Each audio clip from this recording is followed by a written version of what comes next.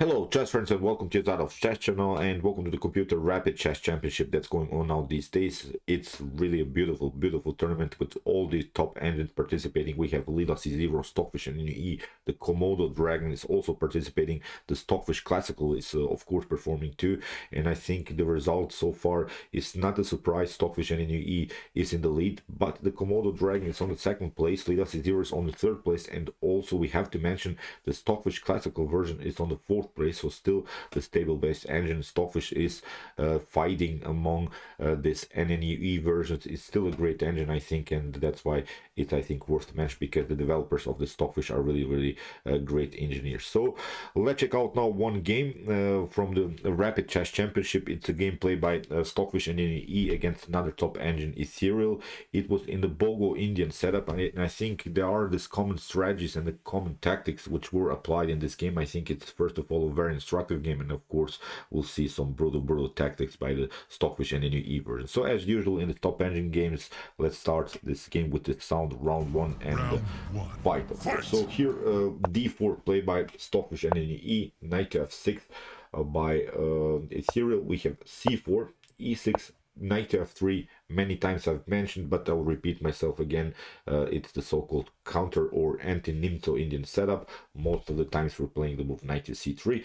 I want always to repeat these things, because I think sometimes maybe someone is watching my video for the first time and I should explain him this idea. So when we play knight to c3, then you're vulnerable to some pinning ideas by Black.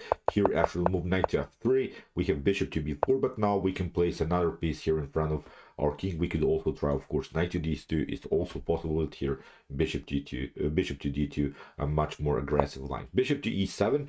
And again, I'll mention again, this bishop to e7 may seem to you like a strange idea, because you have already placed with your piece twice bishop to b4, and then you're retreating here to e7. But actually it's not quite a loss of tempo, because white will need also to play one more time with the bishop, so the bishop will not stay here on d2, so it's really not a loss of tempo here for black. So knight to c3, we have castling a3, preparing maybe b4 ideas, but also preventing maybe again this bishop to come on b4. But in my opinion, you can immediately play e4. It would be the main line, I think, with ideas to break here and create some kind of a madness with this center pawn storm.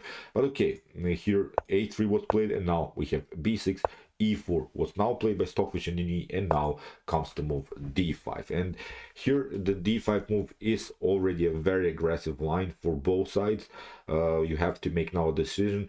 I think the best way, like Stockfish NNUE did here, is simply to expand here with the move e5, because at least we're creating the space advantage. And when we create this advanced pawn like here on e5, you can maybe advance the pawn here on c5, but basically these advanced pawns are showing us the direction of the attack. So it means now, first of all, what we can notice is that this pawn is on the king side, and this pawn is of course advanced on the fifth rank. So this is the area basically that we're attacking.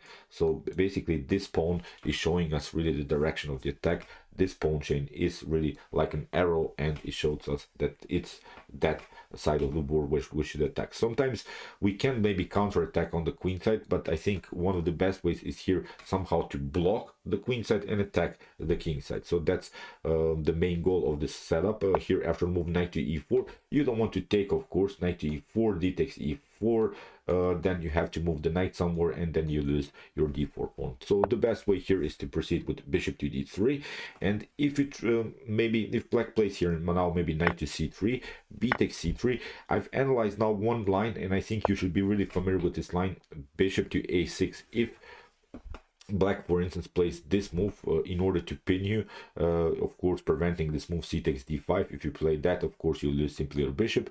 Queen to e2 would, I think, many of us would play here, but it's really not the best way. Here I think black can simply trade off more pieces and continue the game with a bad pawn here, bishop to c4, bishop to c4, d takes, queen takes c4. And I think now, although black has now here to face the central pawn storm, this pawn chain can be can be cracked here with the move c5. We're trying to split the pawn and create some kind of a blockade here around the square d5, and I think from this point on black could have a comfortable game. So that's why here is a better way to counterattack, and I really wanted to show this wasn't played in the game, but I think you should really be familiar with this line. It's the move queen to c2. It's a counterattack against this h7 square. Now if black plays h6, then we have a great move bishop to h7 anyway. We can sacrifice this pawn. This pawn is not important anymore. Here after king to h8, we would then have c takes d5 first. You cannot take with the queen, because then you get bishop to e4 and you lose the rook. So that's why e takes d5, and now h4 would be the best move, because the main goal here is to open the h file. And you see also this, as I said, this wasn't played in the game, but you see now in the continuation of the game that the h file attack is the common strategy, and that's exactly what we talked about. We have an advanced e5 pawn, it's on the king side, so it's really showing us the direction. We should be really fast. It's really time to play h4, g4, g5. Although you are vulnerable sometimes to your opponent's attacks, you have to also sometimes secure the king, but many times you'll see that white will try king to f1. So far it's again not possible, but you see sometimes that the king will move maybe to d1, c1, but still we're continuing the attack with h4. And here after move bishop to h7, let's see what happens if you, for instance, play the move g6. If you try to lock the bishop, then it's really wild game. We can play bishop to h6, but this move bishop to h6 is not it doesn't come with the idea that we want to take the rook. No, it's not about rook taking out the rook here. It's about opening the h file. That's the main goal, and here it's already game over for white. This would be a monstrous attack here. H takes g6, and here discover attacks against the king. So really bad position for black. It's a position to resign simply. So here after move bishop to d3, that was our analysis after potential knight to c3. So here is Syria continued with the move bishop to b7, supporting further this knight. Again, it's not so good to take. Then again, we have some tactics. Bishop takes e4, d takes e4. Again, you have to move the knight, and again the d file gets open, and again the d4 pawn is hanging. If you take out with the knight, then d takes e4, and you lose the bishop or the knight. You get the fork with its centralized pawn. So here in the game, h4 anyway, played by Stockfish NNUE. You know how Stockfish loves these flank attacks, especially when Stockfish has a good position when it comes to space advantages. Here h4 immediately. We have now c5, and now c takes d5. If you try here again knight to c3, b takes c3, and maybe if you're trying something like d takes c4, then you get always this cool move, bishop to h7. You have to you'll face here the Greek gift tactic, the so-called Greek gift, because if you take king to h7, knight to g5, and that's only possible, that's really possible because we played this advanced pawn e5, deflected the knight from the defense of the king, and you see the black's king, it doesn't have so many defenders in front of him, so that's why knight to g5 is winning the game immediately. King to g8 can be met, of course, with queen to h5. If you try here the move bishop to g5, then we don't want to take, of course, with the bishop. We want to open the h file. That's exactly what we want to do. That's the goal of the Greek gift attack. King to g8, and now queen to h5. f5 could be a possibility to create some kind of a breathing space for the king, but it's simply too late. g6, and you cannot prevent any more some checkmates. You can maybe try queen to h4 just in order to prolong the game, but in the next move black is going to get checkmated. So here that was our analysis after this potential knight to c3 move. So you see black has to stay with the knight here on e4 in order to lock here this long diagonal. This bishop to h7 tactic will be really nasty. So here c5, black is trying to break the position in the center. We have c takes d5, e takes d5, and now again a similar idea. Of course, it's not the Greek gift now, but again we want to open the h file. That's the main goal. Here in the game g6, you see black is locking the light squares, so black is not allowing this bishop to h7 tactics, and now bishop to e4. The pawn was 3 times attacked, but here Ethereal found a great way how to counterattack, at least for a while. C takes d4, we have the bishop to f3, and now Ethereal takes at least another pawn. We have bishop to c3, and now bishop to g5. Really risky choice here. After h takes g5, we can notice now, okay, black has this dark square problems in front of the king. What white wants to do is of course play something like queen to d4 and e6 and maybe deliver checkmate here on this long diagonal. So in theory continues to develop. Knight to a6, we have e6 anyway, and I've talked about these ideas. When you have the king in the center, you should never try to open the center, and the Stockfish exactly does the opposite. It's like Stockfish saying, who cares what Yazarov is saying. It's playing really out of every principle in chess. Plays e6 immediately, is trying here to create some madness on dark squares. Here Stockfish doesn't care for king's security. After move e6, we have f takes e6, but now finally castling. And you can also take out this pawn. It's not a point about that, but I'm not seeing good ways how you should defend then afterwards after the move queen to d4. So in the game, queen to d6 was played. Here before castling, if you try for instance queen to d4 immediately, then you get e5, and that's something that bothers white. Here after queen to e5, rook to e8 would be the possibility. So far the queen and bishop battery is not working. So first castling, queen to d6, and now rook to e1.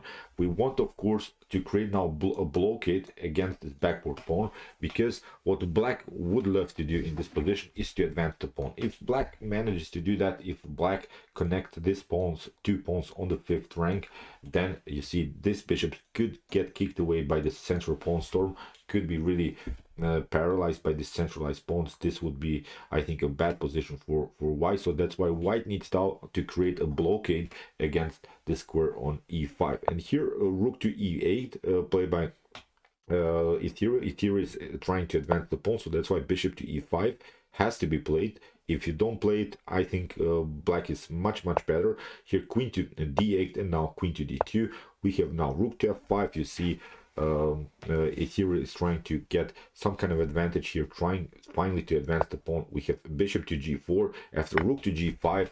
Now the rook is trapped. The rook is out of game. Black wolf probably have to sacrifice the rook for one of these bishops. We have f3 supporting the bishop, knight to c5, and now rook to d1.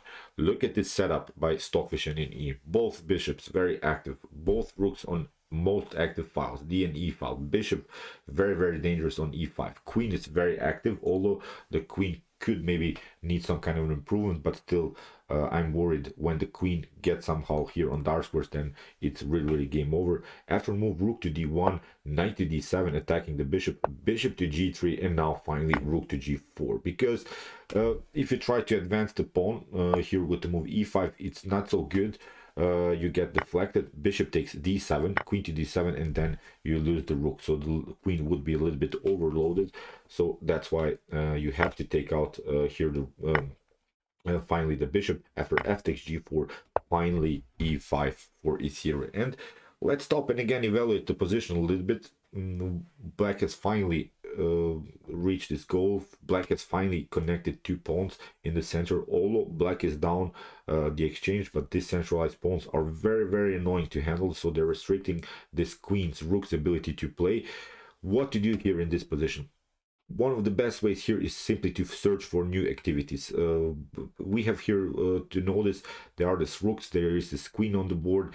You cannot actually improve the position of our dark square bishop, so the only pieces that could be improved are of course the rooks and the queens. So that's why Stockfish NNUE goes simply with rook to c1, is searching for new files on the board.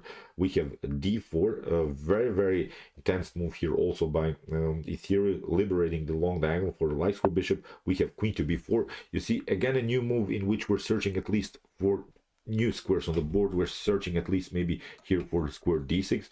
So here bishop to d5, we have queen to b5 attacking the bishop, bishop to f7, and here starts really a great tactical sequence that Stockfish of course saw. Here Stockfish played the move bishop to e5, and here after the move a6, pause the video and try to see now the best next continuation here for white. Try to see everything. It's really great tactic. So test your might in chess. You see what's the problem? The knight, the bishop is twice attacked by the knight and the rook. The queen gets suddenly deflected from the defense of the bishop. So what to do here? Okay, Really great tactic here that Stockfish saw. The best move is actually really to take queen to a6. We have knight takes e5, rook to e5, rook to e5, and now rook to c8. Really nice tactic. We'll give that this Mortal Kombat toasty sound. Rook to c8. After this move, it's basically game over here for black. The queen is trapped. You have to give up the queen for the rook. Rook takes c8. Here queen takes c8, and it's now an endgame in which, of course, black is here now this pass pawn, but still black's king is vulnerable to the attack, to some attacks by the queen. So here king to g7, we have queen to c2, we have rook to d5, and now queen to d3, at least temporarily stopping this pawn. What we want to do is, of course, play now very active with our king, maybe get the king somehow here on the dark square, trying to block this pawn, and then play much freely with our queen. What white is trying to do in this endgame is to create some kind of a pass pawn. Best way, of course, here, maybe here on the a file, b file, then this other pieces of blacks would be simply deflected to that pawn, and then the queen could play again much more freely. So very, very important stuff now to create at least one pass pawn. That's the goal here of white. So here b5, we have king to f2. We said the king will play now very actively. King to e2, we have king to g8, g takes h5, g takes h5, queen to g3, king to h7, now queen to c7, we have king to g6, and now g3. Also very important to stay with your pawns on dark squares, because black is now the light square bishop, so you don't want to get some attacks by the light square bishop. You don't want to risk that you lose some pawns, because if black, for instance, creates another pass pawn here on the h file, then the king and the queen could be stretched all over board. Then black will simply push one pawn, then will simply push the other pawn. So it's very, very important to not lose any pawns anymore in the continuation. So king to f6, we have king to d2, rook to e5, king to d3, rook to g5, and now queen to f4, the check, rook to f5, queen to d6, and now bishop to e6. We have queen to d8, king to f7, and now finally king to d4. If we try to take off, to trade off more pieces, queen to d5, bishop to d5, king to d5, and white is simply winning this endgame. We'll simply take out this pawn, then we'll simply push the pawn on the a file, and it would be game over. So here, after move king to d4, bishop to a2 was played, queen to d7 with a check, king to f6, a new check, king to c3, bishop to e6. The problem for black is always that these pieces, the king, the bishop, and the rook, have to be always glued together. If they're loosed on the board, then you risk some checks, and maybe another piece get attacked, and then you lose the piece. So that's why black has to stay here and build sort of a fortress. But when you do that, of course, you cannot advance the pawns further. After move queen to d6, queen to rook to g5, b3, rook to b4, queen to e5. Simply now after queen to b5, finally we got our goal. We have now a pass pawn. We have even two pass pawns, so it's a winning endgame here for white. King to f6, queen to h5, queen to h4. Now a couple more checks. Here we simply push the pawn, queen to c3, king to f7, a new check.